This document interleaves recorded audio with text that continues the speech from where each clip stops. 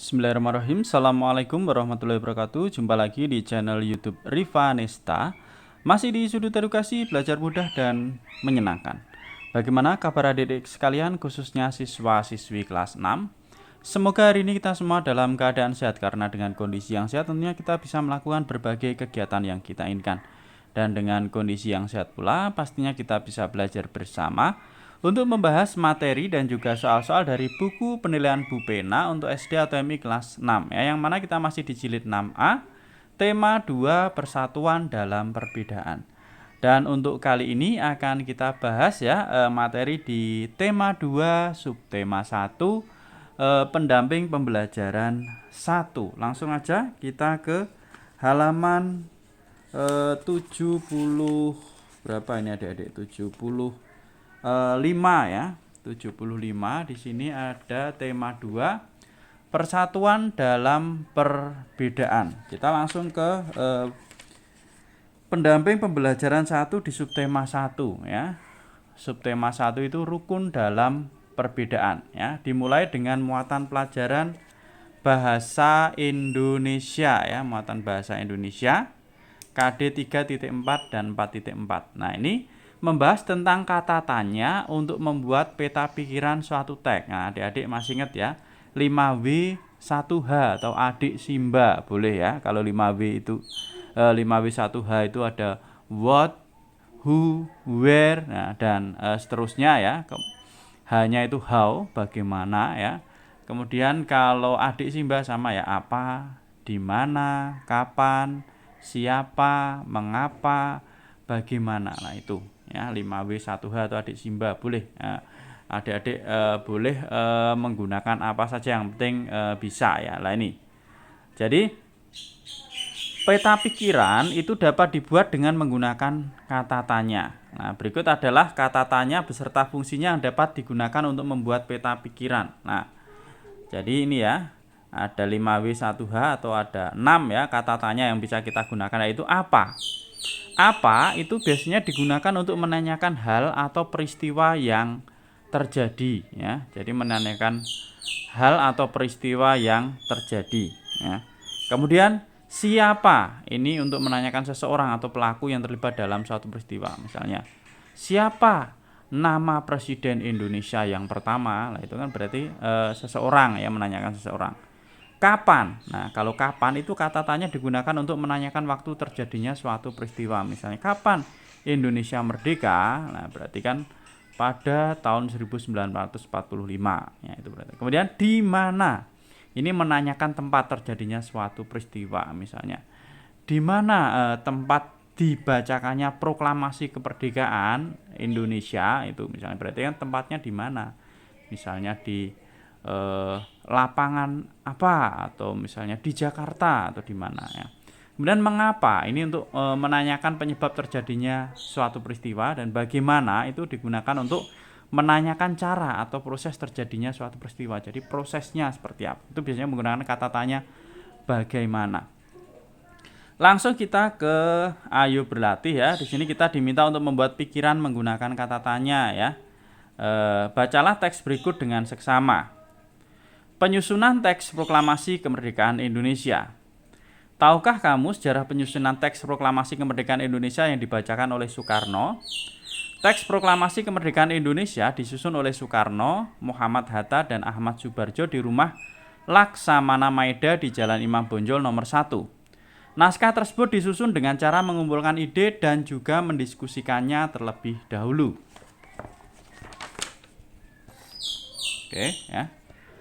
Setelah susunan bahasa dalam naskah proklamasi dianggap sudah runut dan bagus, naskah tersebut diketik oleh Sayuti Melik ditemani oleh BM Diah.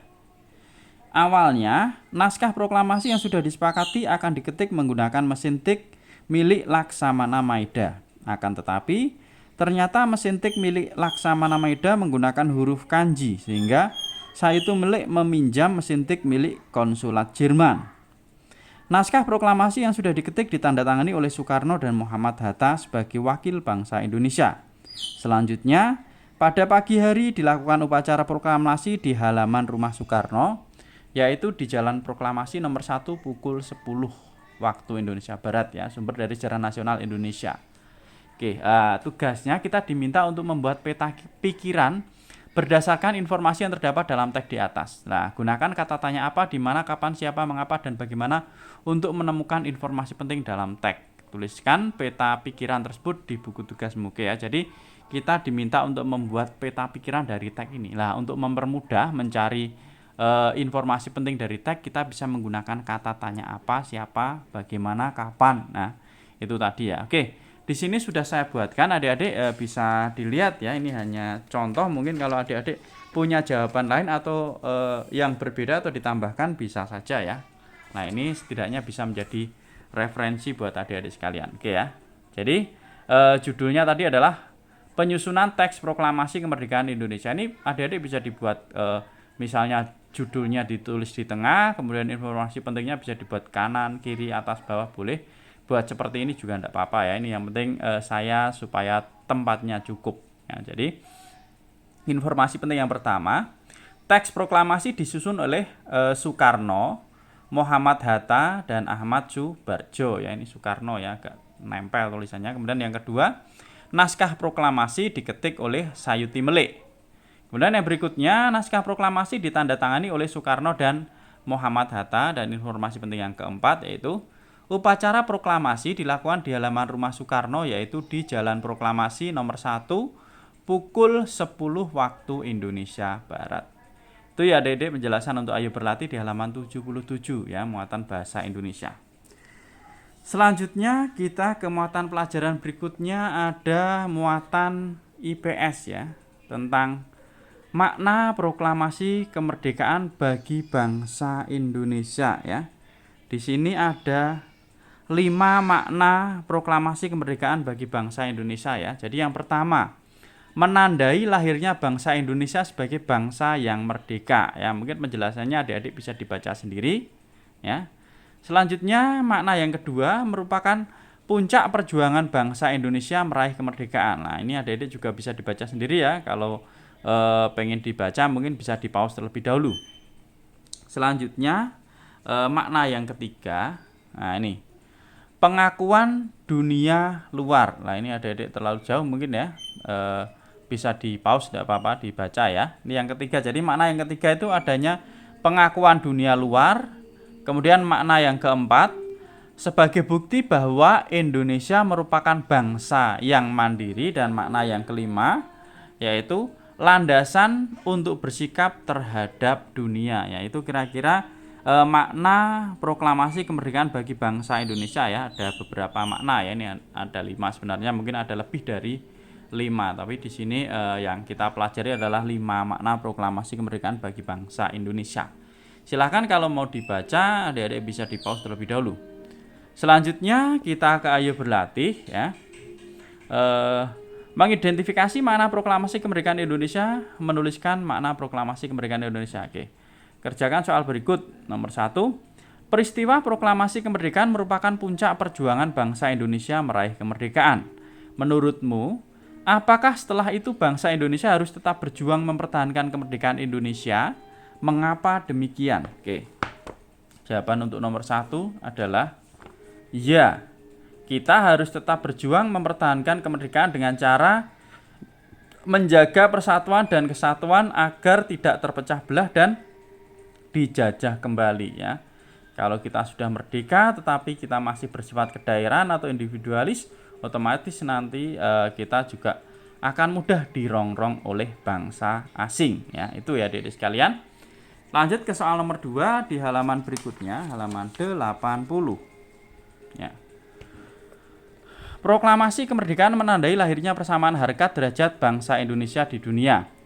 Apa saja bentuk persamaan harkat derajat tersebut? Nah, kira-kira apa bentuk persamaan harkat dan derajat tersebut? Nah, ini ya, yaitu bentuk persamaan kedaulatan, kemudian perlindungan hak asasi manusia atau kita singkat HAM biasanya, kemudian persamaan hak semua warganya, persamaan kedudukan dengan negara-negara merdeka lainnya. Itu ya adik-adik sekalian ya, untuk yang nomor 2. Bisa di pause terlebih dahulu kalau terlalu cepat. Kita lanjut ke nomor 3. Mengapa para pemuda menginginkan kemerdekaan Indonesia bebas dari pengaruh bangsa lain, bangsa asing ya? Jawabannya adalah karena para pemuda ingin menunjukkan dan membuktikan bahwa Indonesia merupakan bangsa yang mandiri dan mampu mengusir penjajah dengan kekuatan sendiri. Nomor 4, pada saat Perang Dingin, bangsa Indonesia memilih untuk menjadi negara netral yang tergabung dalam gerakan non-blok. Setujukah kamu dengan keputusan Indonesia saat itu yang menunjukkan kebebasan Indonesia dalam bersikap terhadap dunia? Jelaskan pendapatmu. Oke, untuk yang nomor 4, jawabannya adalah setuju ya. Dengan sikap netral membuktikan di mata dunia bahwa Indonesia adalah negara yang menjunjung perdamaian dan mampu bersikap tanpa pengaruh negara manapun. Lanjut ke nomor 5. Sebagai seorang pelajar, bagaimana kamu memaknai peristiwa proklamasi kemerdekaan Indonesia?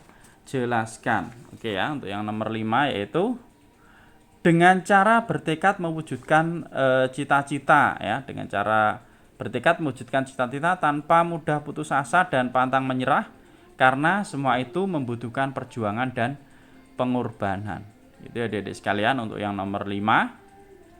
Kita lanjut ke muatan pelajaran berikutnya. Di sini ada muatan pelajaran IPA ya. Cara tumbuhan menyesuaikan diri terhadap cara tumbuhan ya menyesuaikan diri terhadap lingkungan. Nah, ini. Yang pertama ini penyesuaian tumbuhan terhadap kondisi lingkungan ya. Jadi penyesuaian tumbuhan terhadap kondisi lingkungan. Nah, bagaimana kalau kondisi lingkungannya kering? Nah, ini ya adik-adik bisa dibaca sendiri karena terlalu banyak ya. Mungkin terlalu lama kalau saya bacakan, silahkan bisa di pause kalau mau dibaca ya. Jadi saya berikan satu contoh sedikit saja. Kalau tumbuhan di lingkungan kering itu biasanya disebut juga dengan xerofit ya. Contoh tumbuhannya itu kaktus. Jadi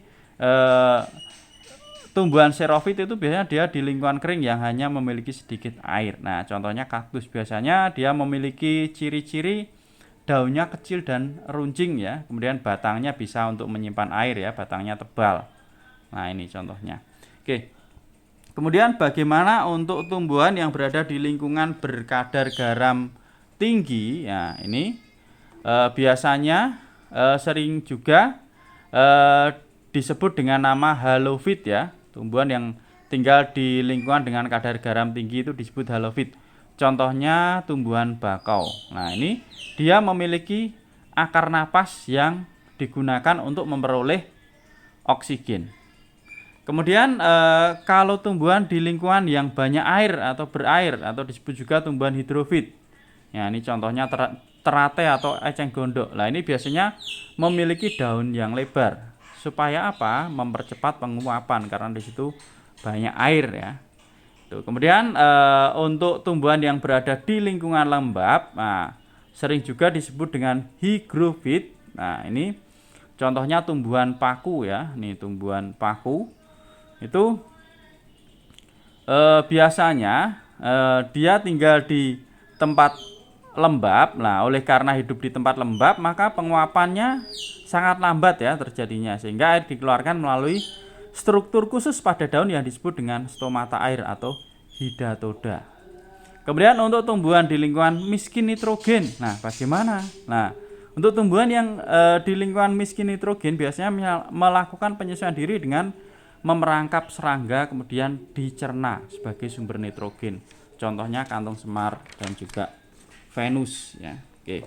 Kalau yang pertama tadi adalah tentang penyesuaian tumbuhan terhadap kondisi lingkungan, yang kedua ini adalah penyesuaian tumbuhan untuk berkembang biak ya. Jadi selain bertahan hidup, beberapa tumbuhan juga melakukan untuk membantu perkembangbiakan atau reproduksi. Contohnya Rafflesia mengeluarkan bau busuk untuk menarik serangga ya, sehingga membantu penyerbukan. Bunga mawar juga ya memiliki mahkota yang indah supaya menarik serangga juga ya untuk membantu penyerbukan. Dan yang ketiga ada bunga dandelion. Ini memiliki cara yang unik untuk penyebaran benihnya ya, yaitu dia memiliki struktur tambahan seperti serabut halus yang membantu agar mudah terbawa angin. Nah, ini adik-adik sekalian untuk sedikit materi IPA, nanti bisa dibaca sendiri ya, bisa di pause. Oke, lanjut kita ke ayo berlatih. nomor 1. Lengkapilah kalimat berikut dengan jawaban yang tepat. A. Kaktus memiliki batang yang tebal berfungsi untuk apa? Menyimpan cadangan air ya. Di sini saya tuliskan ya adik sekalian. Jadi yang A jawabannya adalah menyimpan cadangan air. Kemudian yang B, selain kaktus, tumbuhan yang termasuk xerophyt yaitu jawabannya adalah kurma, lidah buaya, cocor bebek. Ini yang tinggal di daerah yang sedikit air ya, xerophyt itu. Kemudian yang C, eceng gondok merupakan tumbuhan yang hidup di lingkungan air. Cara adaptasi yang dilakukan oleh tumbuhan eceng gondok adalah adaptasinya dengan cara pangkal tangkai daun berungga untuk membantu mengapung di air. Kemudian akar lebat untuk menjaga keseimbangan agar tidak terbalik. Lanjut yang bagian D, tumbuhan bakau memiliki akar napas yang berfungsi untuk, jawabannya adalah memperoleh oksigen ya. Tumbuhan bakau memiliki akar napas ya, berfungsi untuk memperoleh oksigen. Lanjut yang E, warna mencolok pada mahkota bunga mawar bertujuan untuk untuk menarik serangga ya tadi adik-adik sekalian ya. Jadi menarik perhatian serangga untuk membantu proses penyerbukan. Kita lanjut ke nomor 2. Sebuah tumbuhan memiliki beberapa ciri khusus berikut, yaitu memiliki akar yang panjang, daun menyerupai duri, batang tebal dan berlapis ya. Jelaskan jenis tumbuhan, habitat serta tujuan adaptasi berdasarkan ciri-ciri tumbuhan tersebut. Oke, adik-adik sekalian ya. Untuk yang nomor 2 di sini sudah saya tuliskan ya. Jadi tumbuhan tersebut adalah kaktus ya. Nah, jadi kaktus itu termasuk jenis tumbuhan xerophyt karena mampu bertahan hidup di lingkungan yang memiliki sedikit air. Daunnya berbentuk duri untuk mengurangi penguapan, batang tebal dan dilapisi lilin ya. Ini untuk kalau batangnya tebal untuk menyimpan cadangan air, kalau dilapisi lilin itu tujuannya untuk mengurangi penguapan. Itu ya adik-adik sekalian ya. Untuk yang nomor 2. Kita lanjut ke soal nomor 3. Kantong semar merupakan tumbuhan yang tumbuh di tanah miskin nutrisi. Apa bentuk adaptasi yang dilakukan tumbuhan tersebut? Jelaskan tujuan dari setiap bentuk adaptasi tumbuhan tersebut. Oke, jawabannya adalah kantong semar memenuhi kebutuhan nitrogennya dengan cara memerangkap serangga lalu dicerna sebagai sumber nitrogennya. Bentuknya seperti kantong dan berisi cairan untuk mencerna serangga yang terperangkap masuk ke dalam kantongnya. Itu adik-adik sekalian ya, bisa di-pause kalau terlalu cepat. Oke adik-adik sekalian, untuk pendamping pembelajaran 1 di tema 2 subtema 1 sudah kita bahas. Untuk pendamping pembelajaran 2 kita bahas di video berikutnya. Terima kasih sudah meluangkan waktu untuk belajar bersama. Mohon maaf apabila ada kekurangan. Silahkan saran atau pertanyaan bisa dituliskan di kolom komentar untuk didiskusikan bersama-sama. Saya rasa cukup sekian dan saya akhiri. Wassalamualaikum warahmatullahi wabarakatuh.